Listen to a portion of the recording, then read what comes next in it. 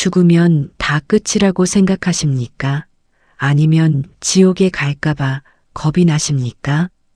많은 분들이 이 질문 앞에서 오래 멈추십니다. 오늘 밤 이 자리에 오신 분들 중에도 그 두려움을 마음 한켠에 안고 계신 분이 계실 것입니다. 죽음 앞에서 겁이 나는 것은 잘못이 아닙니다. 삶을 소중히 여긴다는 증거이며 그 두려움이야말로 부처님의 가르침이 정확히 향하는 바로 그 자리입니다.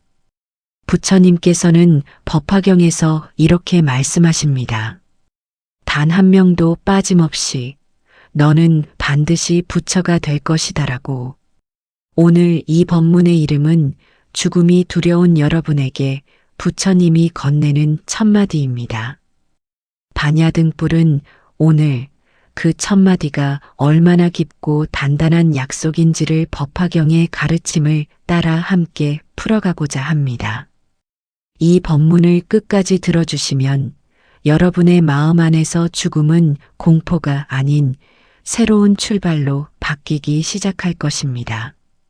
법화경은 불교의 수많은 경전 가운데서도 오래도록 경전의 왕이라 불려왔습니다. 산스크리트 원문으로는 사따르마 푼다리카 수트라, 곧 올바른 가르침의 흰 연꽃 경이라고 합니다.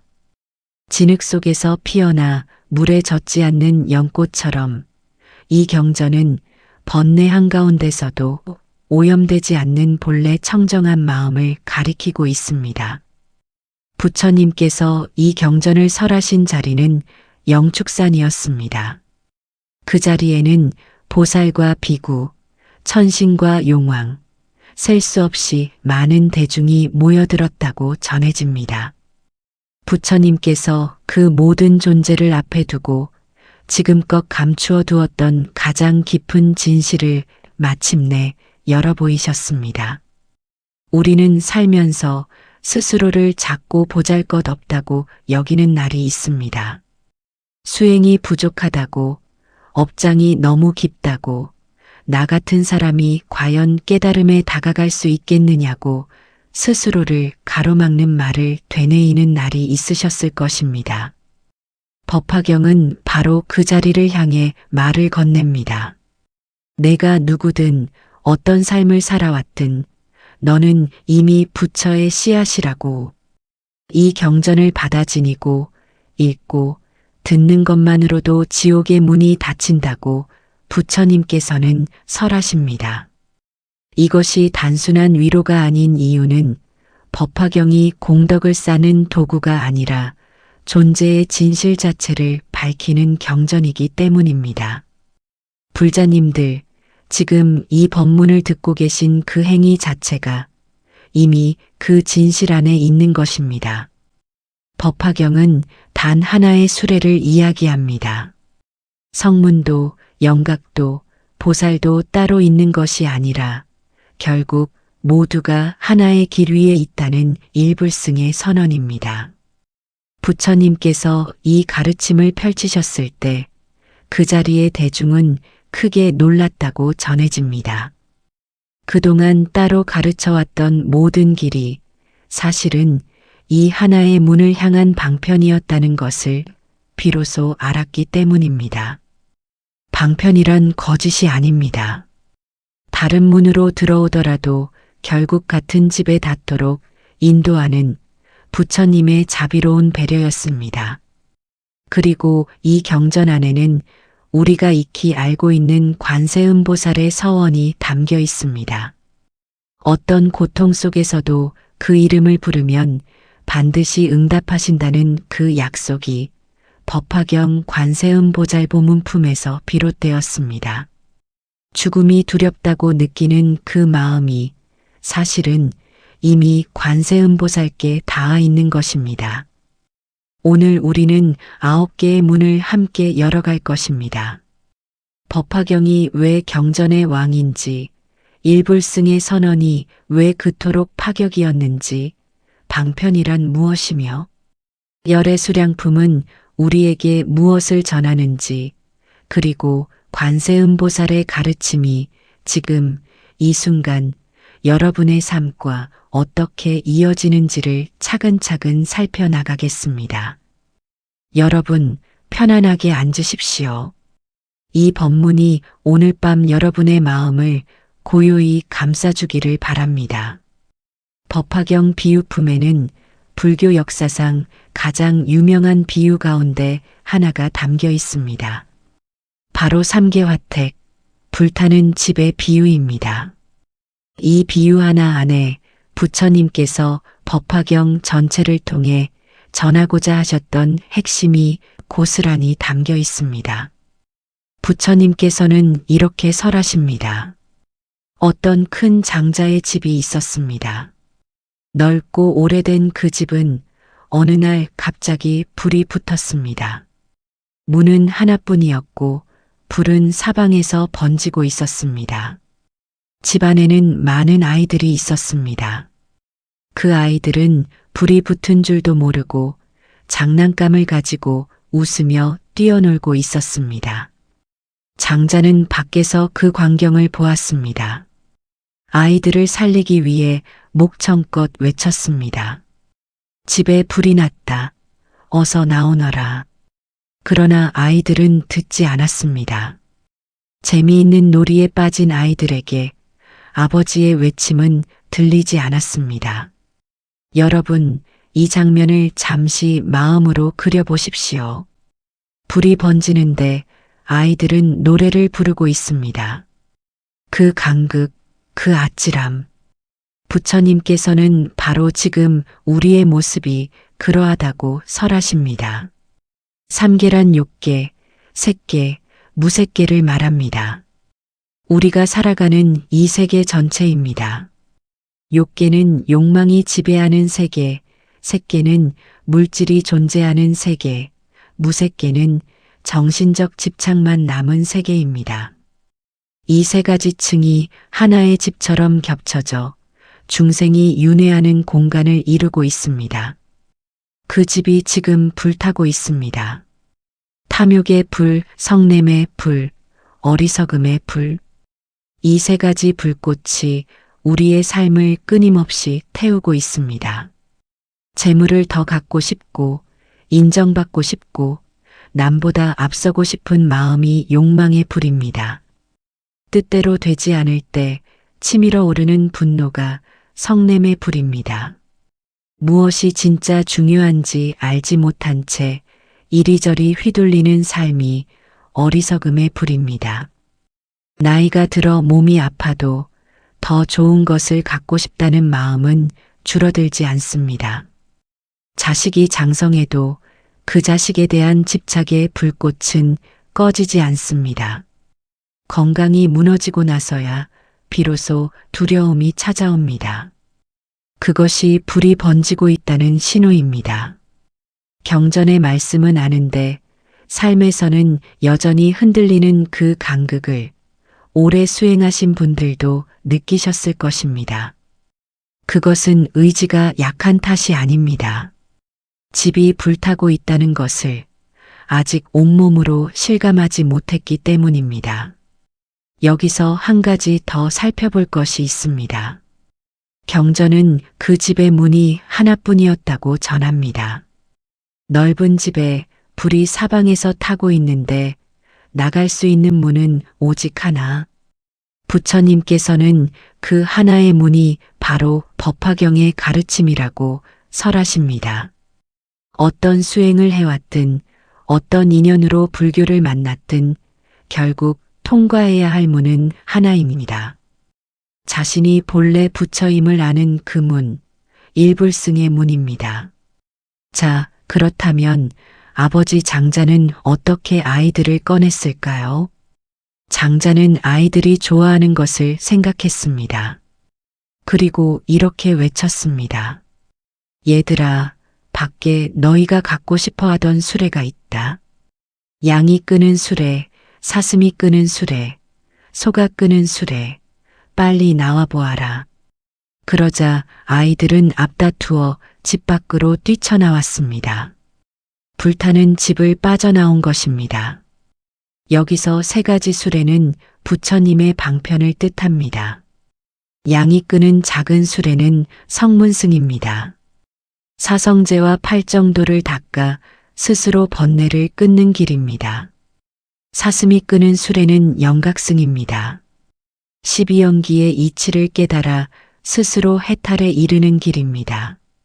소가 끄는 수레는 보살승입니다. 모든 중생을 건지겠다는 서원을 세우고 육바라밀을 닦는 길입니다. 이 세 가지는 서로 다른 길처럼 보이지만 사실은 같은 방향을 향한 계단입니다. 방편이란 거짓이 아닙니다. 다만 문에 들어서게 하는 배려입니다. 아이가 집 밖으로 나오지 않으면 살 수 없습니다. 어떤 방법으로든 먼저 나오게 해야 합니다. 부처님께서는 중생의 수준과 인연에 맞는 방편을 쓰셨습니다. 그것이 40년이 넘는 설법의 핵심이었습니다. 그리고 마지막에 그 모든 방편의 진짜 뜻을 열어 보이신 경전이 바로 법화경입니다.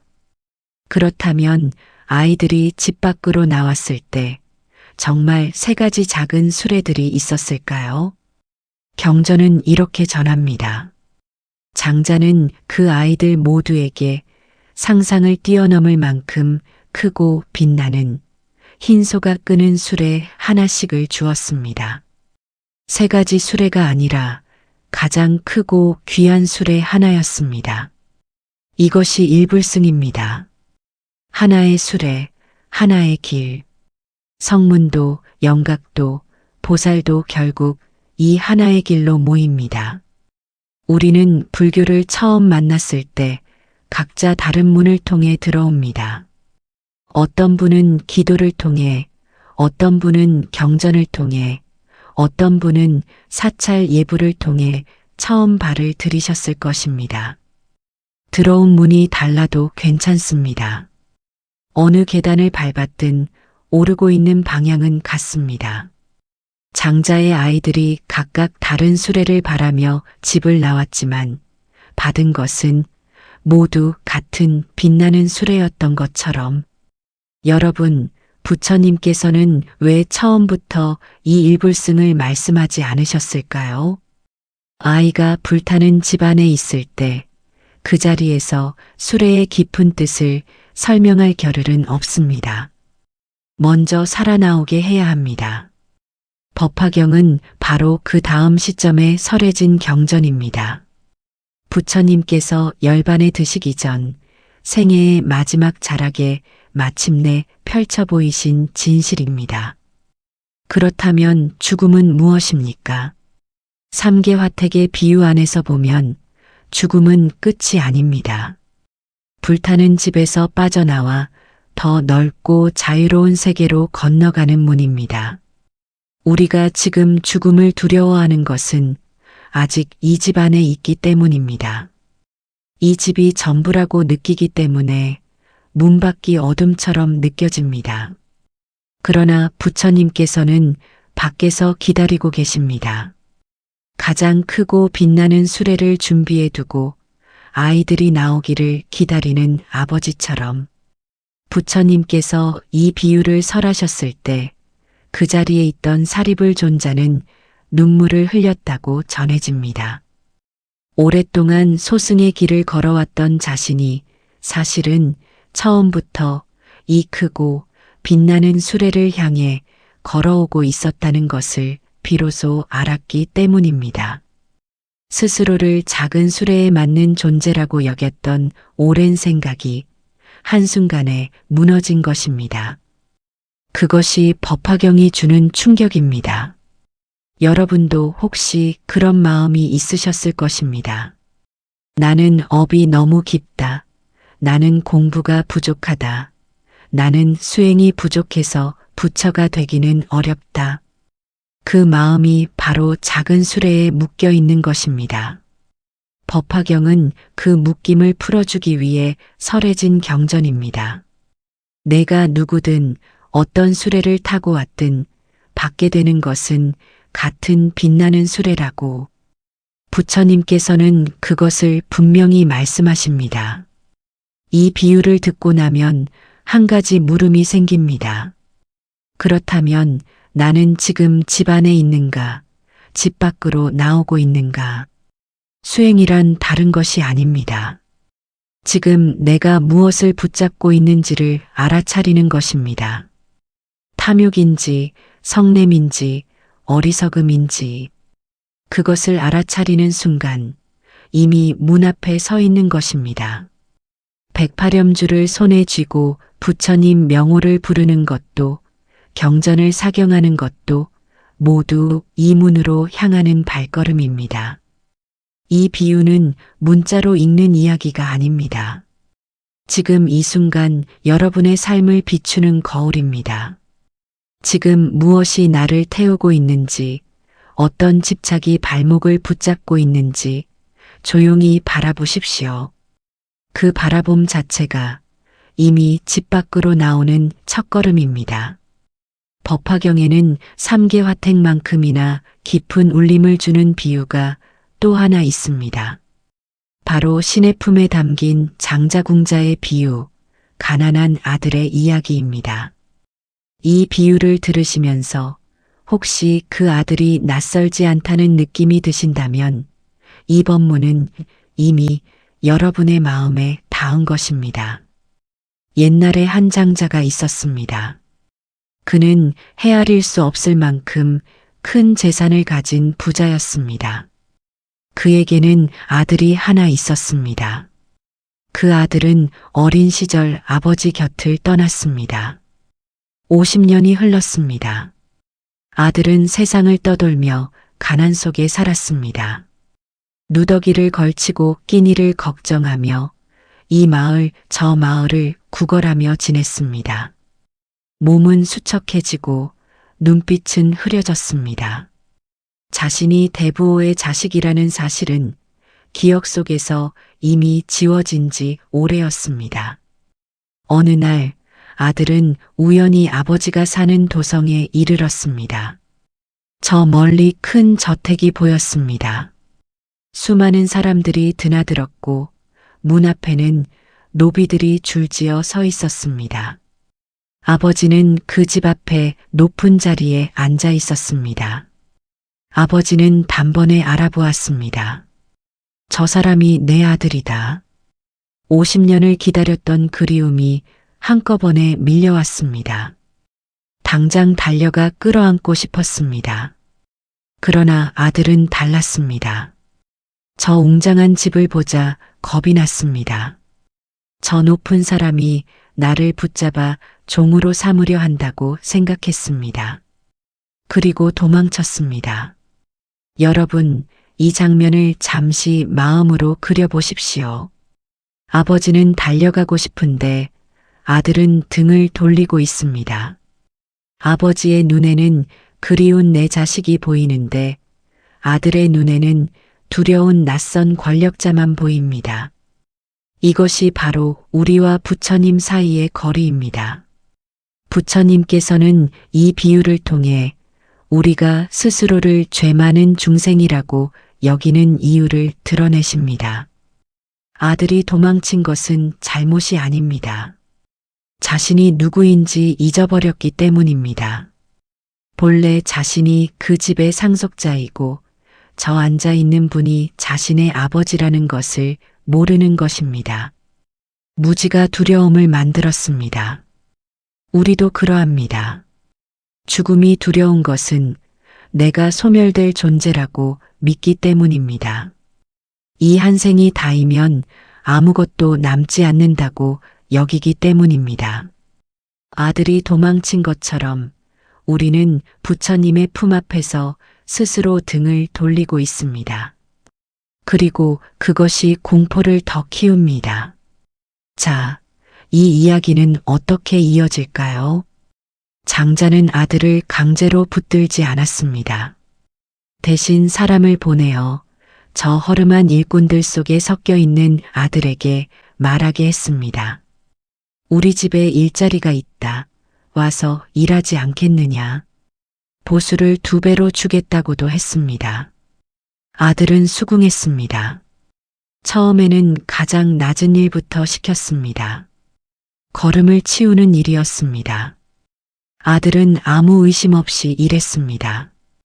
그것이 자신의 수준에 맞는 일이라고 생각했기 때문입니다. 세월이 흘렀습니다. 아버지는 아들에게 조금씩 더 중요한 일을 맡겼습니다. 아들은 점차 이 집의 살림을 알아갔습니다. 창고에 무엇이 있는지, 얼마나 많은 재산이 쌓여 있는지. 그러나 아직은 그것이 언젠가 자신의 것이 되리라는 것을 상상조차 하지 못하였습니다. 아버지는 그 모습을 보면서도 기다렸습니다. 더 기다렸습니다. 그러다 마침내 아버지는 죽음을 앞두고 모든 사람을 불러 모았습니다. 그리고 선언했습니다. 이 사람이 내 아들이다. 이 집의 모든 것이 그의 것이다. 그때서야 아들은 알았습니다. 내가 평생 머슴처럼 살았다고 생각했는데 사실 나는 처음부터 이 집의 주인이었다는 것을. 거지로 떠돌던 50년이 실은 집으로 돌아오는 길이었다는 것을. 그 눈물의 의미를 여러분은 느끼실 수 있을 것입니다. 불자님들, 이것이 법화경 신의 품이 전하는 핵심입니다. 부처님께서는 이 비유를 통해 모든 중생에게 말씀하십니다. 너는 본래 부처의 자식이다. 지금 내가 어떤 모습으로 살아가고 있든 그것은 아직 집에 돌아오지 못한 것일 뿐 너의 본래 자리는 이미 마련되어 있다고. 아들이 걸음을 치우는 일을 했다고 해서 그의 본래 자리가 없어진 것이 아니었습니다. 우리가 번뇌 속에서 살아왔다고 해서 불성이 사라진 것이 아닙니다. 불성은 번뇌에 덮여 있을 뿐 소멸하지 않습니다. 진흙 속에 잠긴 연꽃처럼 덮여 있어도 청정함은 그 자리에 있습니다. 여기서 한 가지 더 살펴볼 것이 있습니다. 아들은 왜 50년을 떠돌았을까요? 아버지가 없어서가 아니었습니다. 아버지는 늘 그 자리에 있었습니다. 아들이 자신의 본래 정체를 잊었기 때문입니다. 무지, 곧 어리석음이 그 50년을 만들었습니다. 법화경은 이 어리석음을 단순한 죄라고 하지 않습니다. 오히려 아버지가 그 모든 시간을 기다려 주었다는 것을 강조합니다. 부처님의 자비는 우리가 얼마나 멀리 떠나 있든 식지 않는다는 것입니다. 그렇다면 우리는 어떻게 해야 할까요? 아들이 한 것을 보십시오. 그는 도망치다가 결국 아버지의 집으로 들어왔습니다. 처음에는 그것이 내 집인 줄 몰랐습니다. 그저 일자리를 얻으러 들어갔을 뿐입니다. 그러나 그 첫걸음이 전부였습니다. 들어서기만 하면 아버지가 나머지를 이끌어 주셨습니다. 수행도 이와 같습니다. 완벽하게 준비되어 있지 않아도 됩니다. 믿음이 아직 작아도 됩니다. 매일 아침 향을 피우고 합장하는 것, 염주를 손에 쥐고 나무아미타불을 조용히 외는 것, 경전을 한 구절씩 사경하는 것. 이 모든 것이 걸음을 치우던 아들이 한 걸음씩 아버지에게 가까워지는 과정과 다르지 않습니다. 걸음의 크기는 상관이 없습니다. 방향이 중요할 뿐입니다. 그렇다면 이 상 속 아버지가 아들에게 물려주는 것은 무엇입니까? 재물도 땅도 아닙니다. 법화경은 그것을 불성이라고 전합니다. 깨달음의 씨앗, 부처가 될 수 있는 본래의 성품입니다. 아들이 물려받은 것은 창고에 가득 찬 금은 보화가 아니라 자신이 처음부터 부처의 자식이었다는 그 진실이었습니다. 우리가 이 가르침 앞에서 깊이 숨을 쉬어야 하는 이유가 여기 있습니다. 수십 년을 수행해도 깨달음이 아득하게 느껴지고 염불을 해도 마음이 고요해지지 않는 날이 있을 것입니다. 그 답답함이 사실은 걸음을 치우는 아들의 모습입니다. 아직 자신이 누구인지 모르는 상태입니다.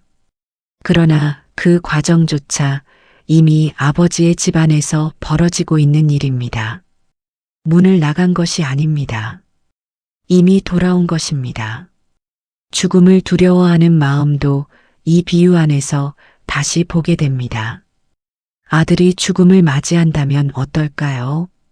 자신이 거지라고 알고 있는 상태로 죽는다면 그것은 공포일 것입니다.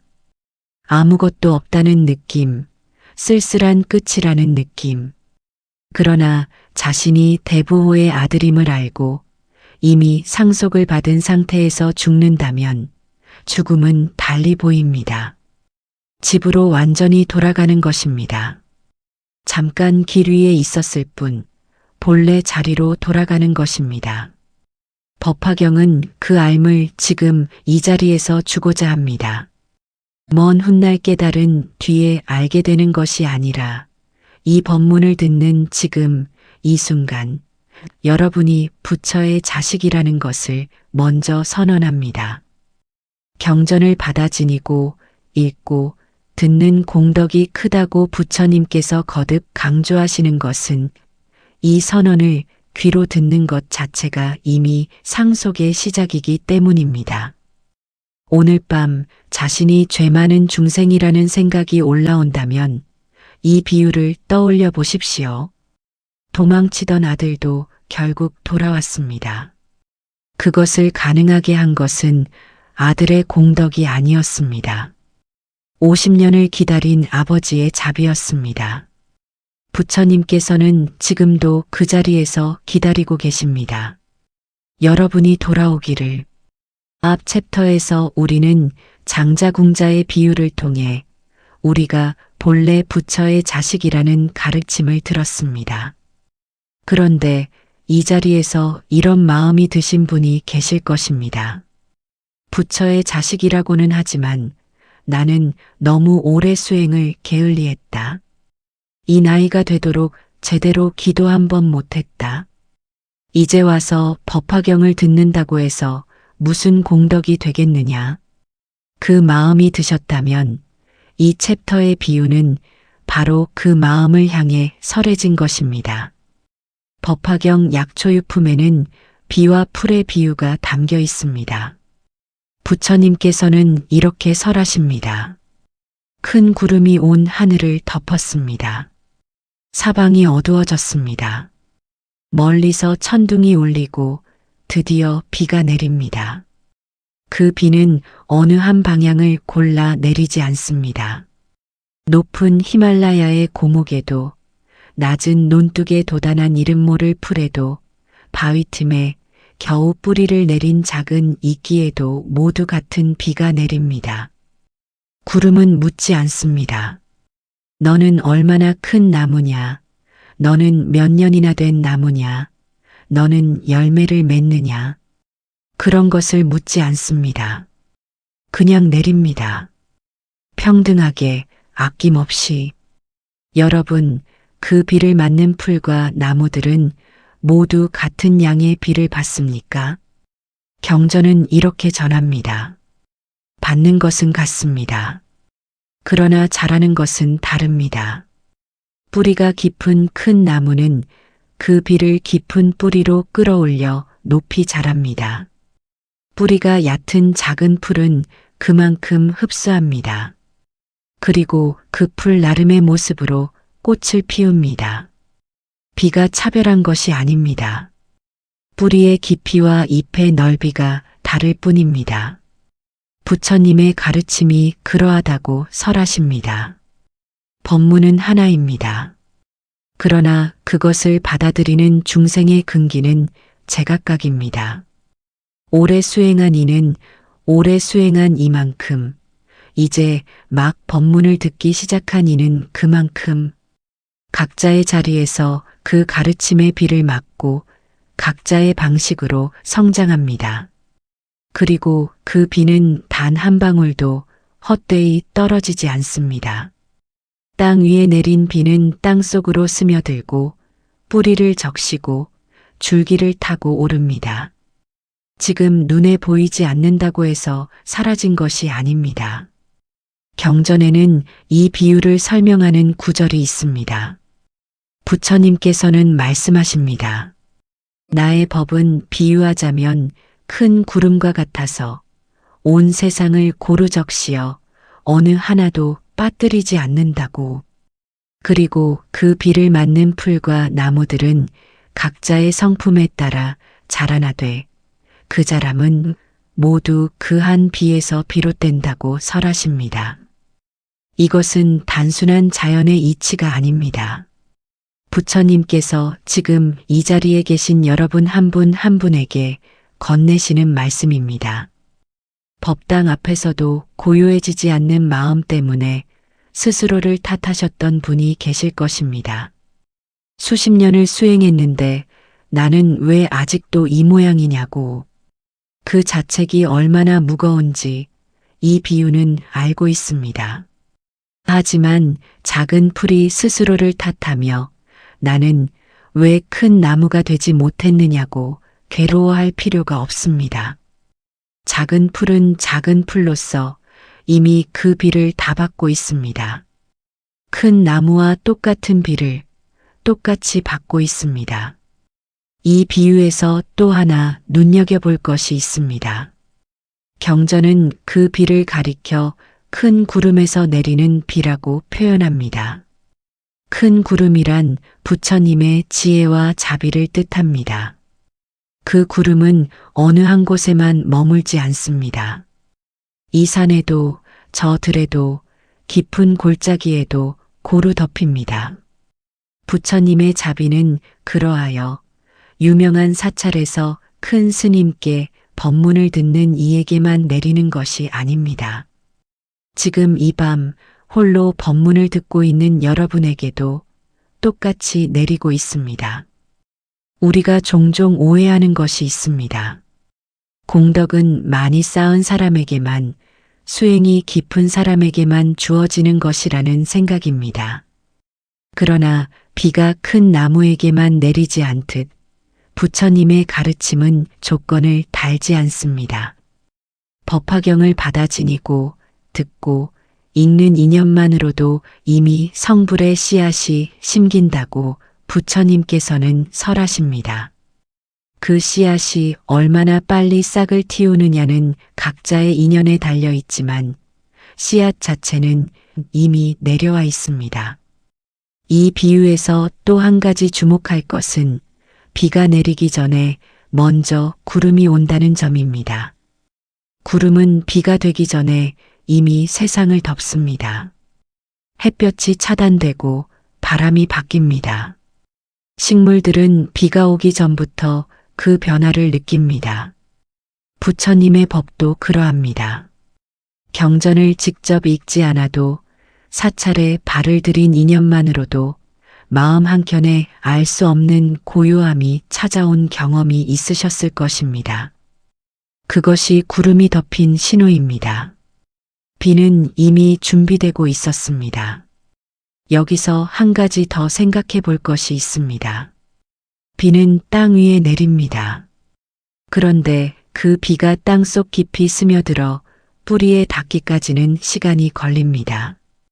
겉으로 보기에 아무것도 달라지지 않은 것처럼 보이는 시간이 있습니다. 그러나 그 땅 속에서는 이미 무언가가 시작되고 있습니다. 뿌리가 비를 흡수하고 줄기로 올려보내는 보이지 않는 과정이 진행되고 있는 것입니다. 수행도 그러합니다. 기도를 하고 염불을 하고 경전을 듣고 나서도 당장 무언가 달라진 것이 느껴지지 않을 때가 있습니다. 마음이 여전히 산란하고 두려움이 여전히 남아있을 때, 그것은 비가 아직 뿌리 끝까지 닿지 않은 상태입니다. 그러나 비는 이미 땅 속에 있습니다.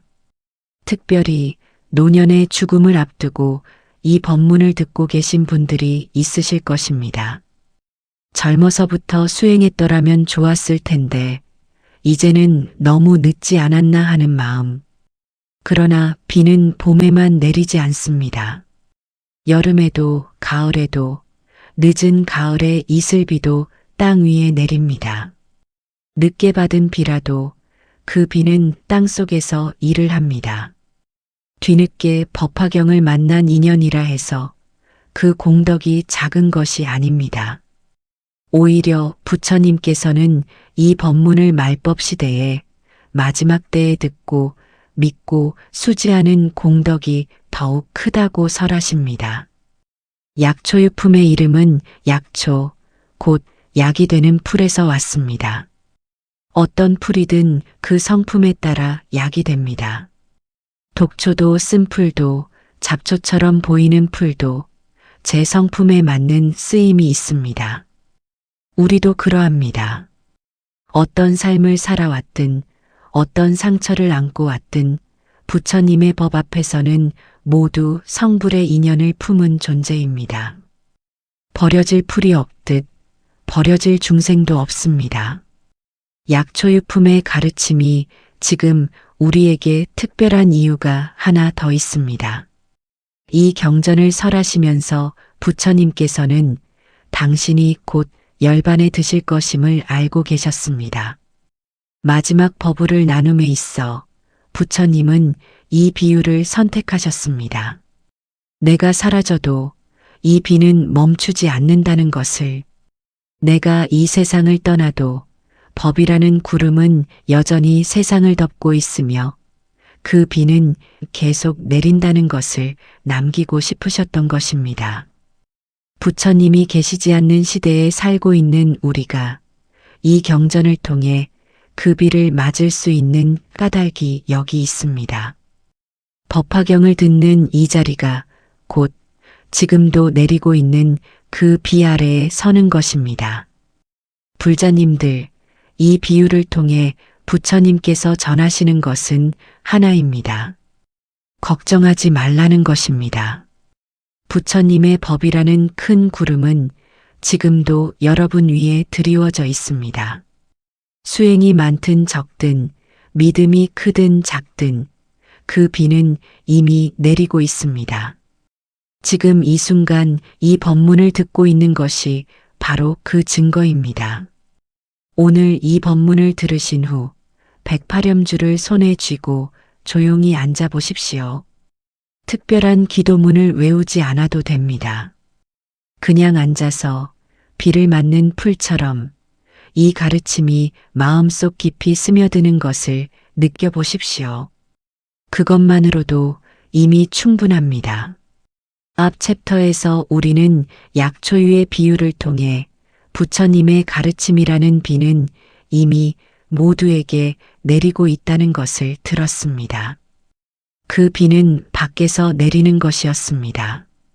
이 챕터에서는 방향이 달라집니다.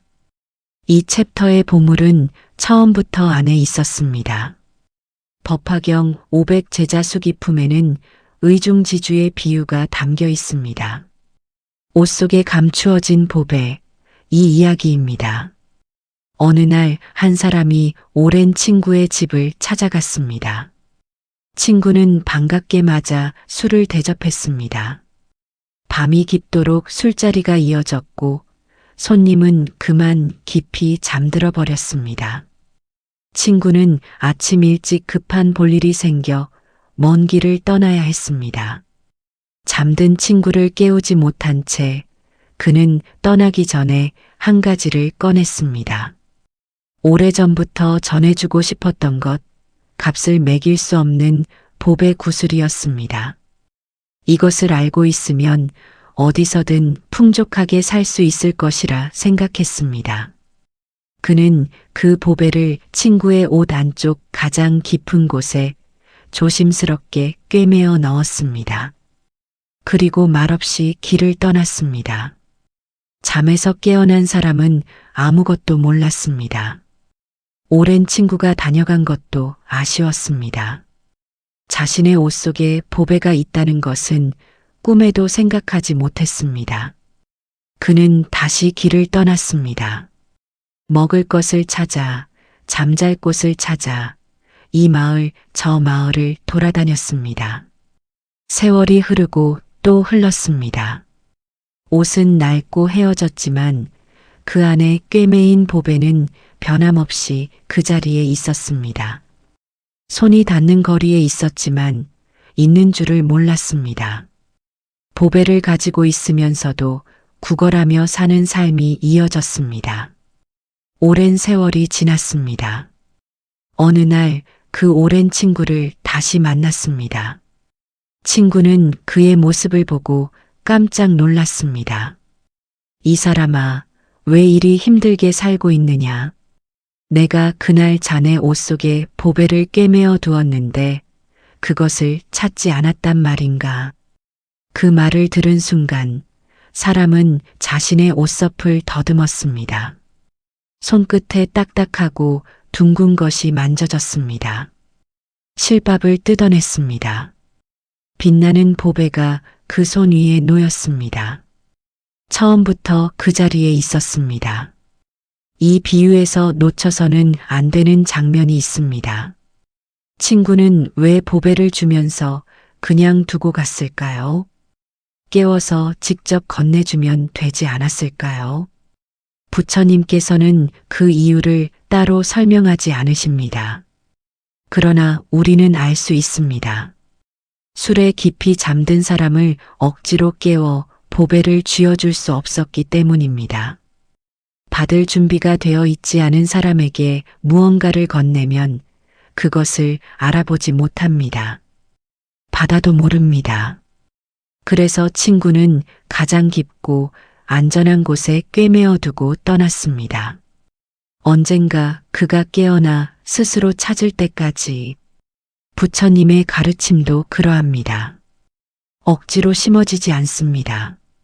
우리가 깨어날 때를 기다려 이미 그 자리에 놓여 있습니다. 여러분, 이 비유의 울림이 느껴지십니까? 부처님께서는 이 비유를 통해 모든 중생에게 말씀하십니다. 그 잠든 사람이 바로 우리라고, 그리고 그 오랜 친구가 바로 부처님 자신이라고. 부처님께서는 아득히 오래전부터 우리의 옷 속에 보배를 꿰매어 두셨습니다. 그 보배가 바로 불성입니다. 깨달음의 씨앗, 부처가 될 수 있는 본래의 성품입니다. 이 장면 앞에서 잠시 멈추어 보십시오. 실밥을 뜯어내는 손의 떨림을 상상해 보십시오. 얼마나 오래 그것을 모르고 살았던가 하는 서러움과 지금 손끝에 닿는 것이 실이 아니라 고배라는 것을 아는 그 놀라움. 두 가지가 한꺼번에 밀려옵니다. 경전의 500 제자들이 눈물을 흘린 것이 바로 그 순간이었습니다. 오래 잠들어 있었음에도 보배는 그 자리에 있었습니다. 한 번도 사라진 적이 없었습니다.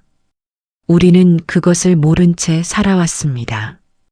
더 많은 재물을 얻으려 하고, 더 많은 인정을 받으려 하고, 죽음 앞에서 두려움에 떨면서 정작 자신의 옷 속에 있는 보배는 돌아보지 않았습니다. 구걸하듯 살아온 것입니다. 보배를 가지고 있으면서도 가지고 있다는 것을 모르는 삶이었습니다. 이 비유에서 눈여겨볼 것이 있습니다. 친구는 보배를 옷 안쪽 깊숙이 꿰매어 넣었습니다. 밖에서 보이는 곳이 아닙니다. 가장 가까운 안쪽, 가장 깊은 곳에. 이것은 불성이 우리의 가장 깊은 자리에 있다는 뜻입니다. 어느 사찰에 가야 있는 것이 아닙니다. 어느 스님을 만나야 얻을 수 있는 것도 아닙니다. 처음부터 내 안에 꿰매어져 있습니다. 그러나 그 깊이 때문에 알아차리기가 쉽지 않습니다. 오랫동안 잠들어 있었기 때문에 모르는 것입니다. 그렇다면 어떻게 그 보배를 찾을 수 있을까요? 비유 속의 사람은 친구의 말을 먼저 들었습니다. 들은 다음에 더듬었습니다. 들은 것이 먼저였습니다. 법화경이 바로 그 말입니다. 부처님께서는 이 경전을 통해 말씀하십니다. 자네 옷 속에 보배가 있다. 찾아보게. 지금 이 법문을 듣고 있는 이 순간이 바로 그 친구의 목소리를 듣는 순간입니다. 이미 말을 들었습니다. 이제 더듬을 차례입니다. 더듬는다는 것은 무엇입니까? 매일 아침 향을 피우고 합장하는 것이 더듬는 것입니다. 경전을 사경하며 한자 한자 마음에 새기는 것이 더듬는 것입니다. 108염주를 돌리며 부처님 명호를 부르는 것이 더듬는 것입니다. 그 안에서 알아차림이 조금씩 깊어집니다. 실밥이 조금씩 뜯어집니다. 그리고 언젠가 손끝에 그 보배가 만져지는 날이 옵니다. 죽음의 순간을 생각해 보십시오. 그 자리에서 우리에게 필요한 것은 무엇입니까?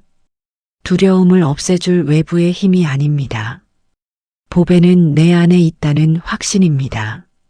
불성이 나와 함께 있다는 암, 부처님이 이미 그것을 심어두셨다는 믿음. 그것이 있으면 죽음의 문 앞에서 덜 흔들립니다. 아무것도 없는 곳으로 가는 것이 아니라 보배를 가진 채로 새로운 자리로 옮겨가는 것이기 때문입니다. 이 비유는 단지 개인의 구원에 관한 이야기가 아닙니다. 우리가 다른 사람을 바라보는 눈도 바꾸어 줍니다. 옷이 낡고 해진 사람을 볼 때 우리는 종종 그 사람의 겉모습만 봅니다. 그러나 이 비유를 알고 있다면 그 사람의 옷 속에도 보배가 있다는 것을 압니다.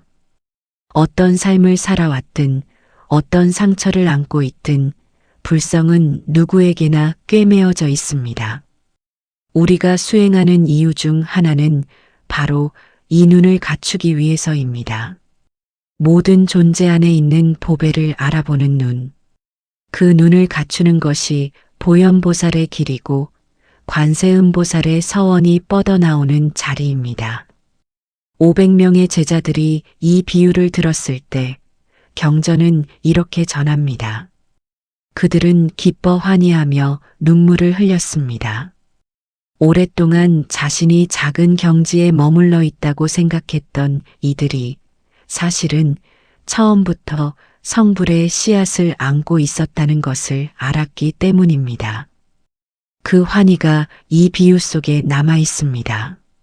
수행이 부족하다고 느끼는 날에도 마음이 흔들리는 날에도 보배는 사라지지 않습니다. 옷이 낡아도 그 안에 꿰매인 것은 변하지 않듯이 번뇌가 아무리 깊어도 불성은 그 자리에서 기다립니다. 수행이 부족하다고 느끼는 날에도 마음이 흔들리는 날에도 보배는 사라지지 않습니다. 사경을 하다 마음이 흐트러지는 날도 있을 것이고 108염주를 돌리다 졸음이 올 때도 있을 것입니다. 그것이 보배가 없다는 증거가 아닙니다. 아직 실밥을 다 뜯지 못한 것뿐입니다. 손을 멈추지 않으면 됩니다.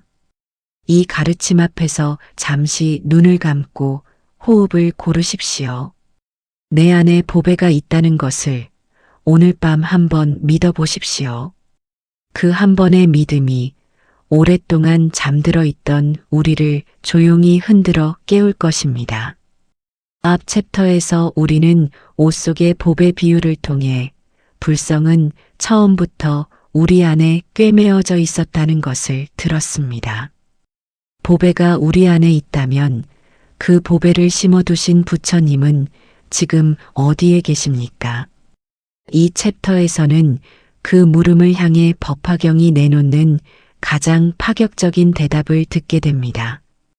법화경의 핵심은 사실 열의 수량품, 16번째 품에 있다고 해도 과언이 아닙니다. 부처님께서 이 품에서 처음으로 드러내신 진실은 그 자리에 있던 모든 대중을 경악하게 만들었습니다. 그 내용은 이것입니다. 나는 지금으로부터 헤아릴 수 없는 무한한 세월 전에 이미 성불하였다. 잠시 이 말씀의 무게를 느껴보십시오. 우리가 알고 있는 역사 속의 석가모니 부처님은 지금으로부터 약 2500년 전 인도의 보리수 아래에서 깨달음을 얻으셨습니다. 그것이 성불의 순간이라고 우리는 알고 있었습니다. 그런데 부처님께서는 열애 수량품에서 말씀하십니다. 그것은 방편이었다고. 나는 그보다 훨씬 말로 표현할 수 없을 만큼 오래전에 이미 깨달음을 이루었다고. 이 선언이 왜 파격이었는지를 이해하려면 그 자리의 맥락을 살펴봐야 합니다. 부처님께서 법화경을 설하시기 전에도 수십 년에 걸쳐 수많은 가르침을 펼치셨습니다. 사성제, 팔정도, 공의 가르침, 보살행의 가르침, 그 모든 법문이 이루어진 뒤 마지막에 이르러 부처님께서는 제자들에게 말씀하십니다. 이제 가장 깊은 진실을 말할 때가 되었다고. 그리고 그 진실이 바로 이것이었습니다. 나는 아득히 오래전부터 깨달음을 이루고 있었다는 것. 그 말을 들은 제자들은 처음에는 믿지 못했습니다. 우리 눈앞에서 수행하고 깨달음을 얻으신 분이 사실은 그보다 훨씬 오래전부터 부처셨다는 것이 너무나 놀라웠기 때문입니다. 그렇다면 왜 부처님께서는 인도에서 태어나고 출가하고 수행하고 깨달음을 얻는 일생의 모습을 보이셨을까요? 부처님께서는 그 이유를 이렇게 설하십니다. 중생을 교화하기 위함이었다고. 처음부터 영원한 부처로서 나타났다면 중생들은 너무 안심하여 법을 구하려 하지 않았을 것이라고. 수행을 통해 깨달음을 얻는 모습을 보임으로써 우리에게 이 길이 가능하다는 것을 몸소 보여주신 것입니다. 이것이 방편입니다. 거짓이 아닙니다. 우리를 살리기 위한 가장 깊은 배려입니다.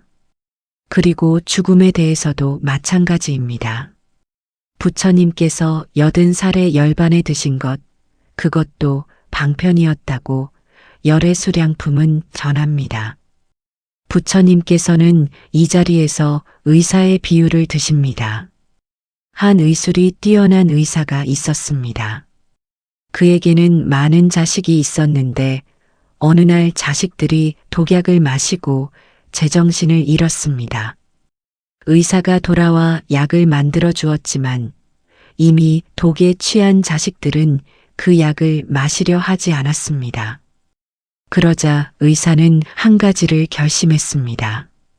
멀리 여행을 떠나면서 사람을 시켜 자식들에게 전하게 했습니다. 아버지가 돌아가셨다고. 그 소식을 들은 자식들은 정신이 번쩍 들었습니다. 아버지가 돌아가셨다. 이제 약을 만들어줄 사람이 없다. 그제서야 아버지가 남기고 간 약을 마셨습니다. 약을 마시자 독이 풀렸습니다. 그때 아버지는 돌아왔습니다. 죽은 것이 아니었습니다. 자식들을 살리기 위한 방편이었습니다. 이 비유에서 아버지 의사가 거짓말을 했다고 생각하십니까? 부처님께서는 이 물음에 스스로 답하십니다. 그렇지 않다고. 자식들을 살리기 위한 방편이었을 뿐 아버지의 마음은 한순간도 자식들 곁을 떠난 적이 없었다고. 이것이 방편이 거짓이 아닌 이유입니다. 방편은 사랑의 다른 이름입니다. 중생이 받아들일 수 있는 방식으로 가장 깊은 진실을 전하려는 배려의 이름입니다. 부처님의 열반이 그러하다고 경전은 전합니다. 부처님께서 이 세상을 떠나신 것처럼 보이는 것은 우리가 정신을 차리고 법을 구하도록 하기 위한 배려였습니다. 만약 부처님께서 늘 곁에 계신다면 우리는 아쉬울 것이 없어 게을러질 것입니다. 나중에 물어보면 되지, 나중에 수행해도 되지 하고. 그래서 부처님께서는 열반이라는 모습을 보이셨습니다. 그러나 본질은 달라지지 않았습니다. 열애 수량품은 선언합니다. 나의 수명은 영원하다고. 나는 항상 이 세상에 머물면서 설법하며 다만 방편으로 열반을 보일 뿐이라고. 이것이 법화경이 말하는 부처님의 수명, 열애 수량의 진실입니다. 여기서 한 가지 더 살펴보겠습니다. 부처님께서는 영원히 이 세상에 계신다고 설하시면서 어디에 계신다고 하지 않으십니다. 특정한 장소를 말씀하지 않으십니다. 그것은 어느 한 곳에 계신 것이 아니기 때문입니다.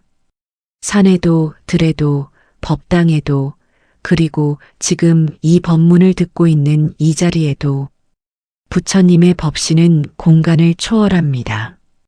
시간도 초월합니다. 열반 이후 2500년이 지난 지금도 그 가르침의 생명은 이어지고 있습니다. 지금 우리가 이 경전을 듣고 있는 것이 바로 그 영원한 법신과 만나는 것입니다. 이 가르침이 우리에게 전하는 것은 무엇입니까? 부처님은 사라지지 않으셨다는 것입니다. 지금도 이 세상 어딘가에 중생을 위해 법을 펼치고 계신다는 것입니다. 우리가 경전을 펼치는 것은 그 법을 듣는 것이고 우리가 연부를 외는 것은 그 부처님께 닿는 것입니다. 부처님께서 항상 이 세상에 머물면서 설법하신다는 것은 어떤 의미입니까? 우리가 경전을 펼칠 때 그 경전 속에서 부처님의 목소리를 듣습니다. 우리가 스님의 법문을 들을 때 그 법문을 통해 부처님의 가르침이 흐릅니다. 우리가 불상 앞에 합장할 때 그 합장이 닿는 곳에 부처님이 계십니다. 이것이 부처님께서 항상 설법하신다는 뜻입니다. 몸은 사라지셨지만 법은 사라지지 않았습니다. 법이 있는 곳에 부처님께서 계십니다. 여기서 무량수불, 즉 아미타불과의 연결이 자연스럽게 이루어집니다. 아미타불의 이름은 무한한 생명, 무한한 빛을 의미합니다. 법화경이 말하는 열애의 무한한 수명은 아미타불의 본원과 같은 방향을 가리키고 있습니다. 생명은 끝이 없습니다. 몸이 소멸하는 것처럼 보여도 본질은 그 흐름 안에서 이어집니다. 죽음은 강의 한 구비입니다. 강은 계속 흐릅니다. 이 가르침 앞에서 그 괴로움의 뿌리가 어디인지 밤마다 헤아려 보셨던 분들이 계실 것입니다. 왜 이렇게 죽음이 두렵고 왜 마음이 이토록 불안한가? 열애 수량품은 그 뿌리를 가리킵니다. 이 몸이 전부라는 생각, 이 한 생이 끝이라는 생각. 그 생각이 두려움을 만들고 있습니다. 그러나 부처님의 수명이 무한하다는 것을 알면 우리의 생명도 그 무한한 흐름 안에 있다는 것을 알게 됩니다. 이 강이 구비를 돌아도 강은 계속 흐릅니다. 죽음이 두렵다는 마음이 올라올 때 이 가르침을 떠올려 보십시오. 부처님도 죽음처럼 보이는 모습을 보이셨습니다. 그러나 그것은 방편이었습니다. 우리의 죽음도 그러합니다. 이 몸을 벗는 것이 전부가 아닙니다. 옷 속의 보배는 그대로입니다. 불성은 사라지지 않습니다. 그리고 영원히 살아계신 부처님께서 그 자리에서도 우리를 기다리고 계십니다. 열애 수량품을 들은 보살들과 제자들은 깊이 감동하였습니다. 부처님께서 그토록 오랫동안 중생을 위해 이 세상에 머물며 가르침을 펼치셨다는 것을 비로소 알았기 때문입니다. 우리도 마찬가지입니다.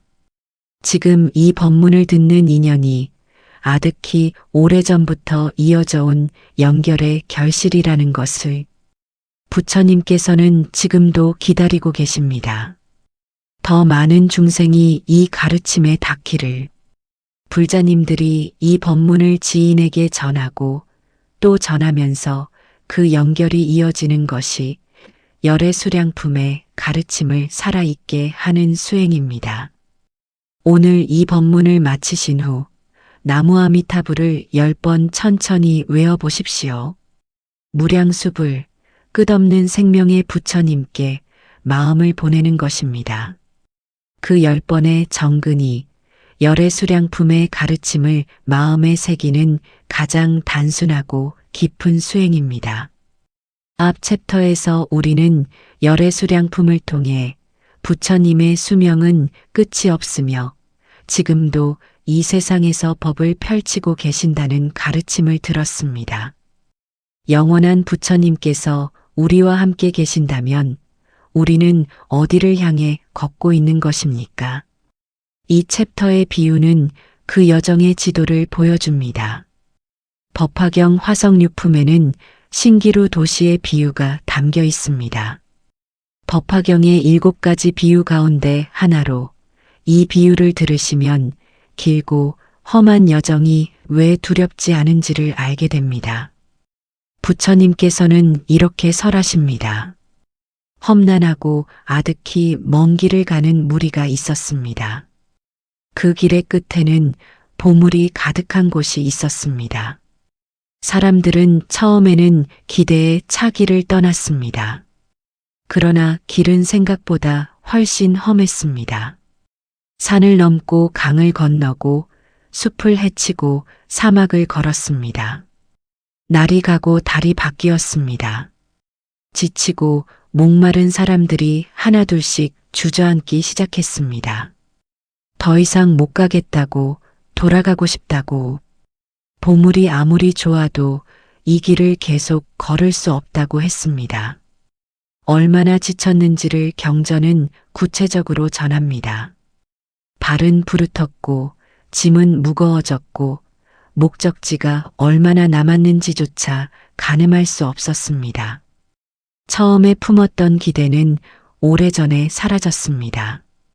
지금 남은 것은 그냥 걸음 하나하나를 버티는 것뿐이었습니다. 이 자리에서 이 법문을 듣고 계신 분들 중에도 삶이 이런 느낌이셨던 적이 있으실 것입니다. 기도를 해도 나아지지 않고 수행을 해도 마음이 고요해지지 않고 더 이상 걸어가야 할 이유를 찾지 못하겠던 날들. 법화경은 그 자리를 알고 있습니다. 그 무리를 이끌던 안내자가 있었습니다. 그는 그 길을 이미 다 알고 있는 자였습니다. 보물까지 얼마나 남았는지도 알고 있었습니다. 그는 지친 사람들을 보면서 생각했습니다. 이대로 포기하게 둘 수는 없다. 그리고 신통력으로 저 앞에 큰 도성을 만들어냈습니다. 아름다운 성벽이 솟아오르고 문이 열리고 그 안에 집과 거리와 쉴 곳이 나타났습니다. 안내자가 외쳤습니다. 저기 도성이 보인다. 저곳에서 쉬어가자. 사람들은 기뻐하며 그 도성으로 들어갔습니다. 쉬고 먹고 자고 나자 기력이 회복되었습니다. 마음도 안정을 찾았습니다. 그때 안내자가 말했습니다.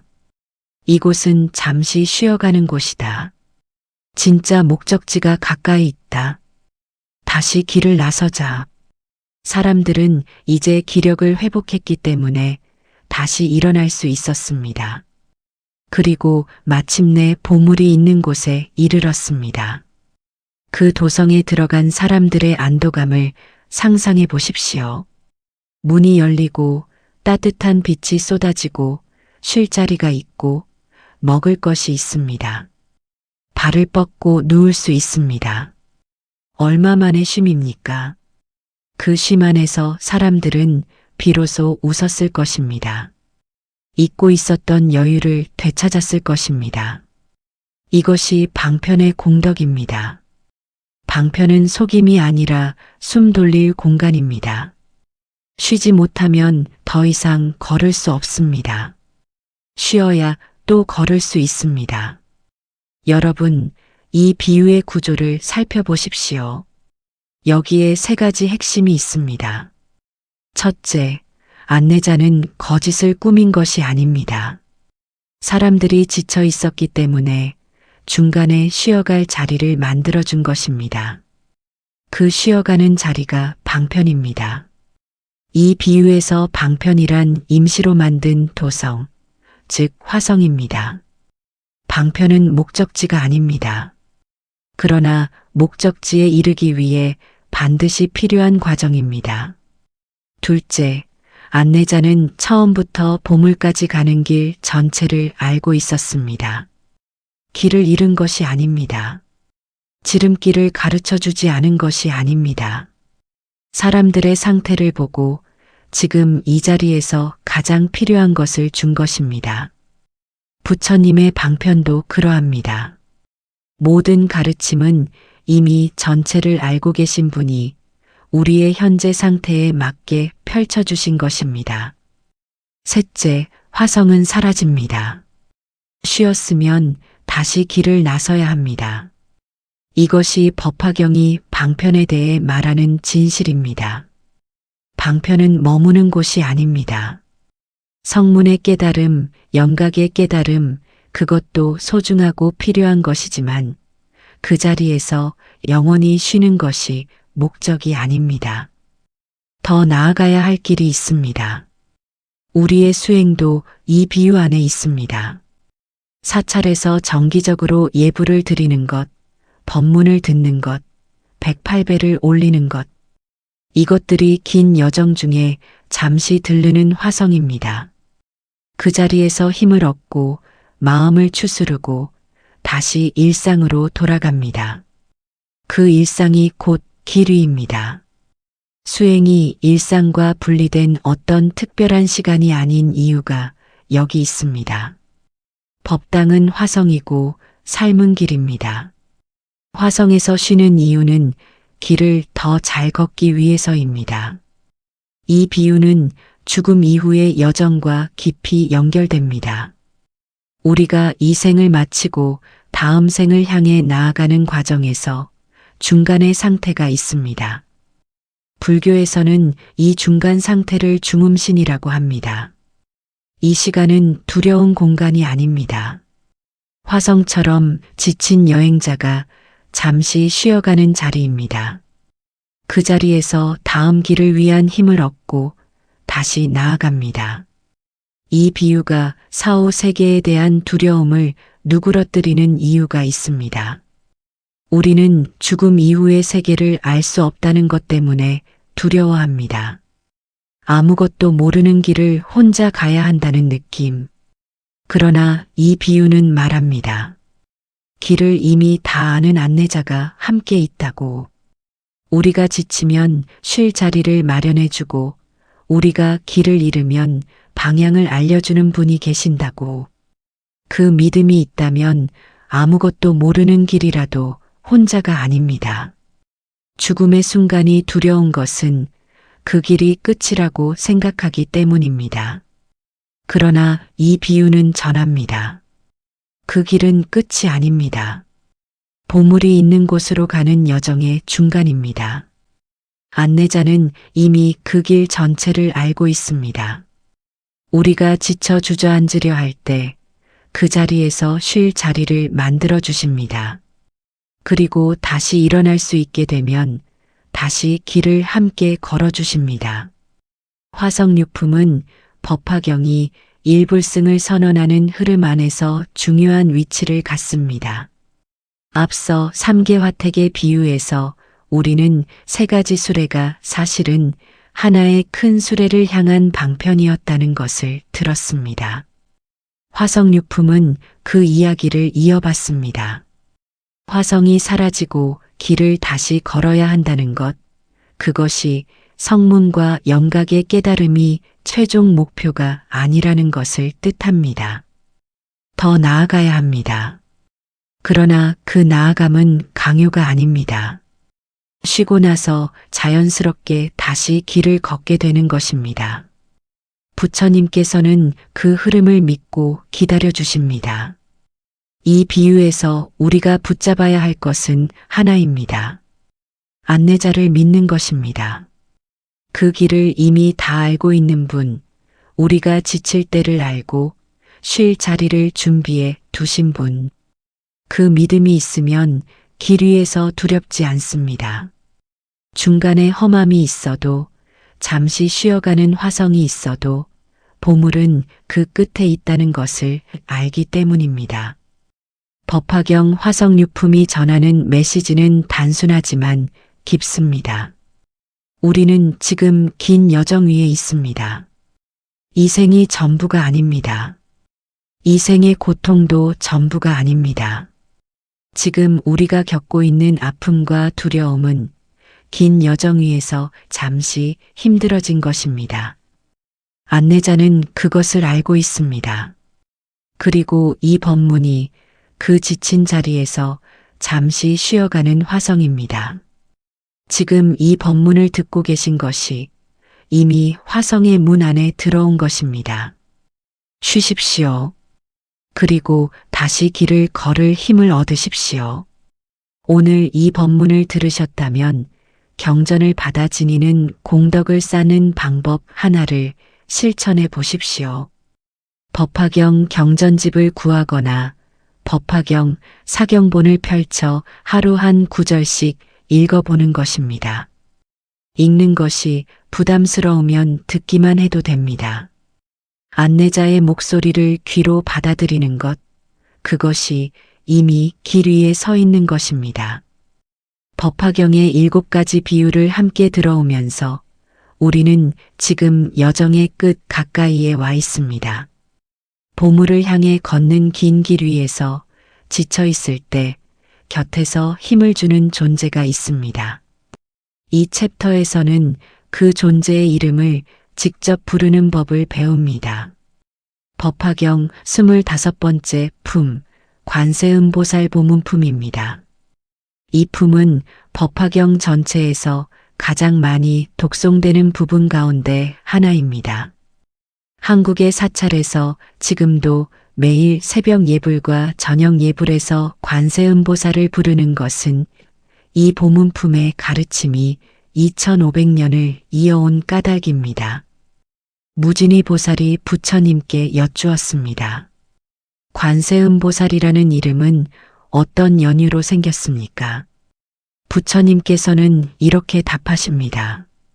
만약 무량한 100천만억의 중생이 고통을 당할 때 한마음으로 관세음보살의 이름을 부르면 이 보살이 그 소리를 듣고 즉시 그 고통에서 해방시켜 주기 때문이라고. 세상의 소리를 듣는 보살, 우는 소리, 두려워하는 소리, 고통의 소리, 죽음 앞에서 떠는 소리, 그 모든 소리를 듣는 이가 관세음보살입니다. 이 품의 이름 보문은 어떤 뜻입니까? 보는 두루 미친다는 뜻이고 문은 문입니다. 어느 문으로 들어와도 된다는 것입니다. 두려움의 문, 슬픔의 문, 병의 문, 가난의 문. 어떤 처지에서 불러도 관세음보살은 그 소리를 듣습니다. 특별히 수행이 많아야 하거나 특별히 공덕이 쌓여야만 들어갈 수 있는 문이 아닙니다. 지금 이 자리에서 이름을 부르면 됩니다. 그것이 보문의 뜻입니다. 보문품은 구체적인 재난들을 나열합니다. 불 속에 떨어져도, 물에 빠져도, 바람에 떠밀려 나락으로 내려가도, 칼을 든 원수를 만나도, 감옥에 갇혀도 독약을 마셔도, 이 모든 자리에서 관세음보살의 이름을 일심으로 부르면 해방이 온다고 경전은 전합니다. 불길이 변하여 연못이 되고 파도가 잠잠해지고 칼이 꺾인다고. 이것은 물리적인 기적만을 말하는 것이 아닙니다. 마음의 불길이 꺼지고 분노의 파도가 가라앉고 두려움의 칼날이 힘을 잃는 것을 뜻합니다. 경전은 관세음보살에게 귀의하면 어떤 공덕이 있는지도 설합니다. 탐욕이 많은 이가 이름을 염하면 탐욕에서 벗어나고 성냄이 많은 이가 이름을 염하면 성냄에서 벗어나고 어리석음이 많은 이가 이름을 염하면 어리석음에서 벗어난다고. 이것은 놀라운 선언입니다. 우리가 탐진치 삼독에서 벗어나기 위해 오랜 수행이 필요하다고 생각했는데 이름 하나를 부르는 것으로 그 씨앗이 누그러질 수 있다는 것입니다. 이 뜻을 문자로만 이해하면 미신처럼 보일 수 있습니다. 그러나 이름을 부를 때 마음이 어떻게 변하는지를 실제로 경험해 보면 이 경전의 말씀이 허언이 아니라는 것을 알게 됩니다. 여기서 한 가지 깊이 살펴볼 것이 있습니다. 경전은 이름을 부르는 방법에 대해 이렇게 말합니다. 일심으로 이름을 부르라고. 일심, 곧 한마음. 흩어지지 않은 마음, 온전히 향한 마음. 두려움이 밀려올 때 마음이 흩어지는 것이 가장 큰 위험입니다. 그 순간에 할 수 있는 것은 단 하나, 이름을 부르는 것입니다. 나무관세음보살. 이 6글자가 흩어진 마음을 한 곳으로 모아줍니다. 관세음보살이 어떻게 이 모든 소리를 들을 수 있을까요? 보문품은 33가지 응화신을 설합니다. 때로는 부처의 몸으로, 때로는 스님의 몸으로, 때로는 여인의 몸으로, 때로는 어린아이의 몸으로 그 소리를 듣고 필요한 모습으로 나타나 돕는다고 전합니다. 이것이 무엇을 뜻합니까? 관세음보살은 고정된 모습이 없다는 것입니다. 우리가 필요한 모습으로 나타나는 분입니다. 위로가 필요할 때는 위로의 모습으로, 힘이 필요할 때는 힘의 모습으로, 고요함이 필요할 때는 고요함의 모습으로. 이 가르침을 들으면서 오래 수행하셨어도 마음이 뜻대로 되지 않는 날이 있으셨을 것입니다. 분노가 치밀거나 두려움이 가시지 않거나 기도를 해도 마음이 고요해지지 않는 날. 그런 날에 이름을 부르십시오. 나무관세음보살. 기도가 잘 되어서 부르는 것이 아닙니다. 기도가 잘 되지 않기 때문에 부르는 것입니다. 그 부름 자체가 이미 기도입니다. 완성된 마음으로 부르기를 기다릴 필요가 없습니다. 지금 이 상태 그대로 이 이름을 부르면 됩니다. 임종의 순간을 생각해 보십시오. 그 자리에서 마음이 어떻게 될지 우리는 압니다. 두려움이 밀려옵니다. 어디로 가는지 모른다는 불안이 옵니다. 사랑하는 사람들과 헤어진다는 슬픔이 옵니다. 그 순간 기도문을 길게 외울 여유가 없습니다. 생각을 길게 이어갈 힘이 없습니다. 그러나 이름 하나는 부를 수 있습니다. 나무관세음보살. 그 이름 하나가 마음을 붙들어 줍니다. 흩어지려는 마음을 한 곳에 모아줍니다. 그리고 관세음보살께서 그 소리를 들으십니다. 관세음보살 보문품은 이 경전을 받아 지니고 읽고 외우는 공덕도 설합니다. 해일보살에게 공덕을 비교하여 설명하시는 대목에서 부처님께서는 이렇게 말씀하십니다. 관세음보살의 이름 하나를 잠깐이라도 예배하고 공양하는 것이 62억 항아사의 보살에게 공양하는 것만큼의 공덕이 있다고. 이것은 숫자를 문자로 받아들이면 안 됩니다. 무한한 공덕임을 방편으로 표현한 것입니다. 이 이름 하나의 무게가 어떠한지를 전하는 말씀입니다. 평소에 이 이름을 입에 익혀두는 것이 중요한 이유가 여기 있습니다. 위기의 순간에 처음 부르는 이름은 낯설게 느껴집니다. 그러나 매일 조금씩 습관처럼 불러온 이름은 어떤 상황에서도 자연스럽게 입에 오릅니다. 자다가 놀라서 깨어도 갑자기 두려움이 밀려와도 나무관세음보살이 먼저 나옵니다. 그것이 정근의 공덕입니다. 임종시 기도법을 구체적으로 알고 싶으신 분들에게 전합니다. 첫째, 숨이 거칠어지고 두려움이 올 때 그 두려움과 싸우려 하지 마십시오. 두려움을 밀어내려 할수록 마음이 더 흩어집니다. 두려움이 있는 그대로를 두고 그 위에 이름을 얹으십시오. 나무관세음보살. 둘째, 목소리가 나오지 않아도 됩니다. 마음으로 부르는 것도 같습니다. 관세음보살은 소리를 듣는 보살이지만 그 소리는 귀에 들리는 소리만이 아닙니다. 마음속에서 움직이는 소리도 들으십니다. 셋째, 주변 분들이 대신 불러드리는 것도 공덕이 됩니다. 임종을 앞두신 분 곁에서 나무관세음보살을 조용히 불러드리는 것이 가장 큰 배웅입니다. 관세음보살을 부른다는 것은 바깥의 신에게 구원을 요청하는 것이 아닙니다. 우리 안에 이미 꿰매어져 있는 보배, 우리 안의 불성을 향해 눈을 여는 행위입니다. 관세음보살의 자비는 밖에서 오는 것이 아니라 우리 안의 가장 깊은 자리에서 올라오는 것이기도 합니다. 그 이름을 부를 때 우리는 우리 안의 자비와 고요함을 깨우는 것입니다. 관세음보살 보문품은 법화경 안에서 독립적으로 유통되어 관음경이라고도 불려왔습니다. 그만큼 이 품이 사람들의 삶 속에 깊이 들어와 있었다는 것입니다.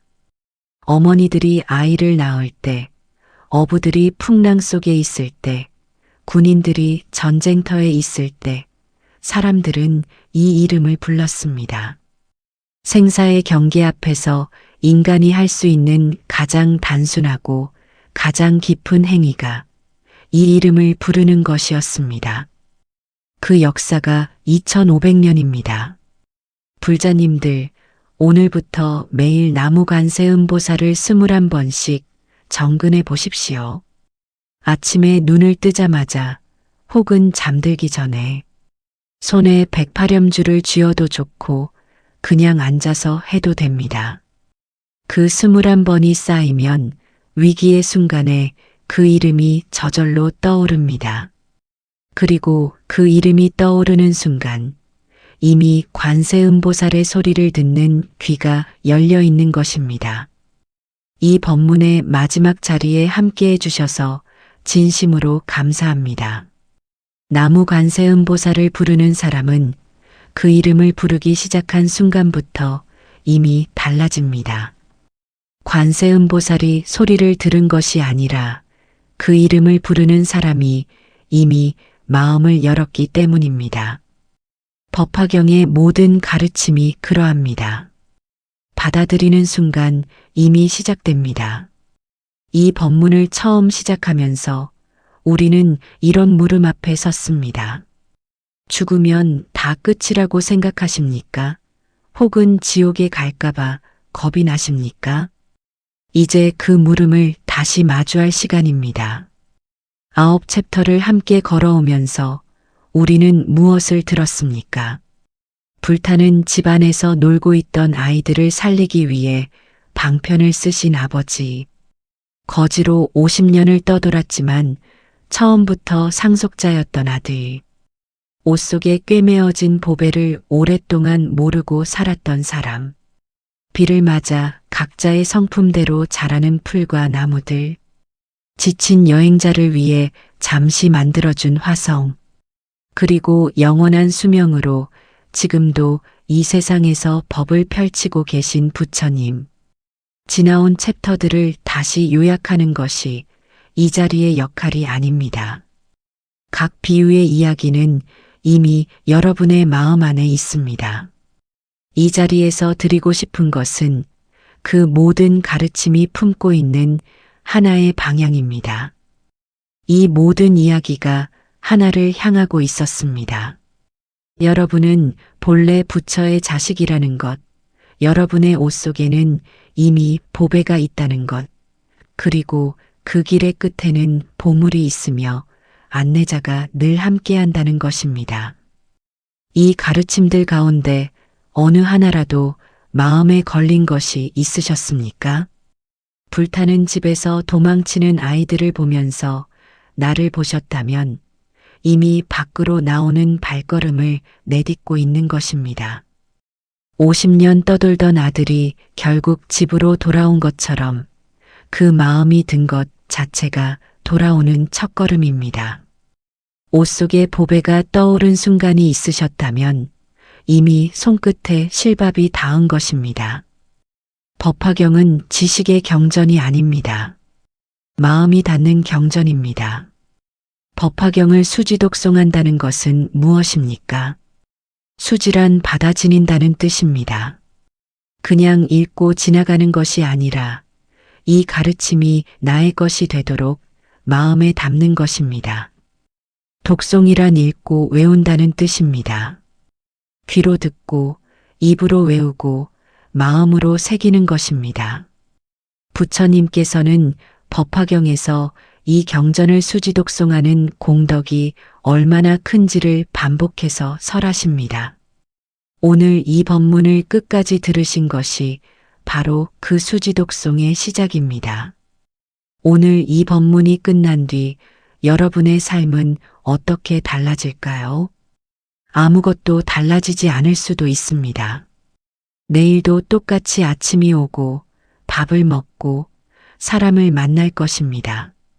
그러나 마음속 어딘가에 오늘 들은 이 가르침의 씨앗이 있을 것입니다.